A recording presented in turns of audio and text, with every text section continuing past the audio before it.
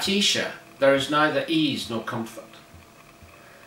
There are no beds, there is no furniture, there is no plate, there is nothing. As the cardinal remarks, the king intends that they shall live here like mice. Now it is late afternoon, and Wolsey is walking along the corridor which leads to the gallery.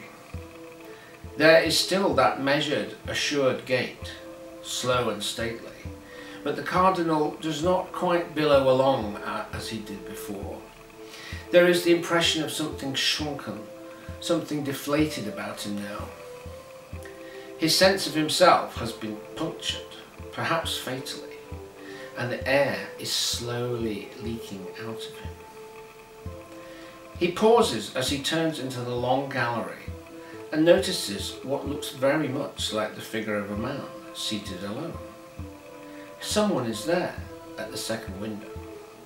He is discreet as always, but curious, and advances quietly until he can spy who it is without being noticed. A novel vision greets him. It is Mr. Cromwell, saying his prayers with his hours open in his hands, and his eyes are filled with tears. Wolsey looks at him, torn between amusement and compassion. How very odd. Could this be the real Cromwell? Is his solid, businesslike demeanour only a mask to deceive the world? Is it possible that within this quintessential man of business, this paragon of efficient worldliness, a devout, pious soul keeps watch, trembling in fear of God? Wolsey allows himself the shadow of a weary smile. How curious men are. How much is hidden, how much left unsaid. The cardinal has always had something of a soft spot for Thomas Cromwell, recognising another of his own stamp, a man of the lowest birth, in Cromwell's case the son of a Putney blacksmith, who has made his way in the world with nothing but his own talents and industry to support him.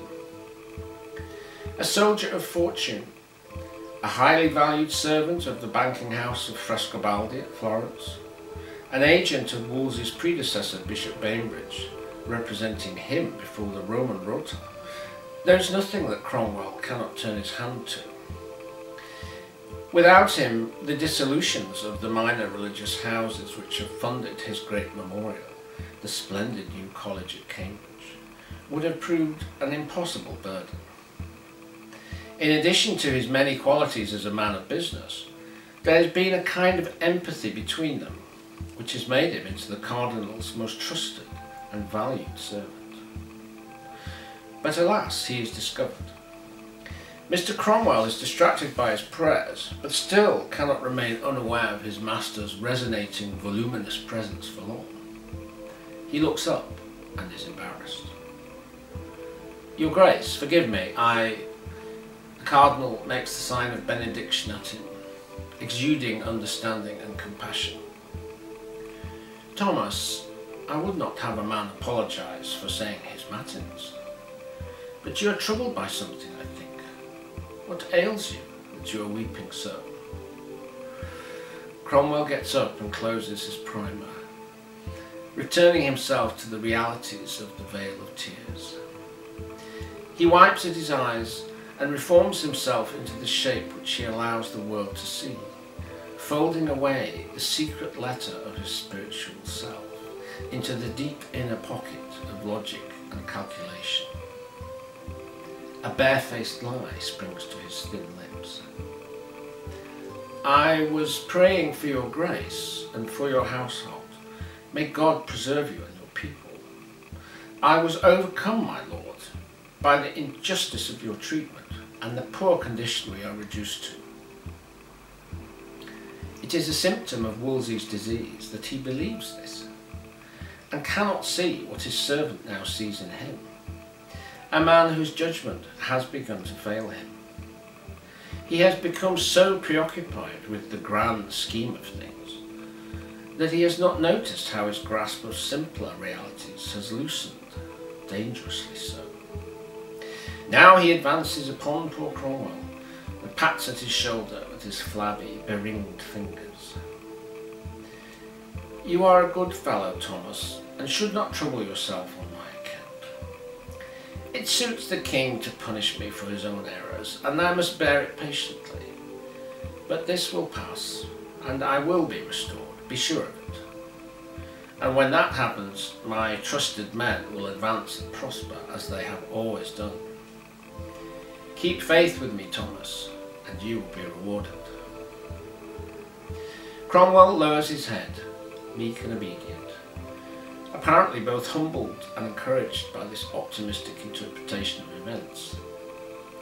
He does not say that in fact he was weeping for himself, tears born of frustration and pique for his own misfortune in finding his once great master so irredeemably out of favour, and of the simple naked fear that he might find himself tainted by association, his prospects destroyed, his career suddenly over. He does not say that he considers the cardinal's restoration to favour about as likely as the conversion to Christ of Suleiman the Magnificent. He does not say that he considers him to have lost his grip in a comprehensive and possibly fatal manner. He does not describe the desperate efforts he is already making to get clear of this disaster and to save himself. The cardinal is like a man who has stepped into quicksand. He will do the office of the faithful servant while he can, but will not allow himself to be sucked down as well. Sauve qui peut. Thank you, my lord, he says, with that flawless straight face, which will yet become better known. I will keep you in my prayers, and God bless you. The cardinal smiles a warm, affectionate smile. It has been part of his genius, this ability to recognise and develop the talents of servants of Cromwell's ability. And now, in these most difficult times, it is a great comfort to know that his best men are loyal and will not abandon him.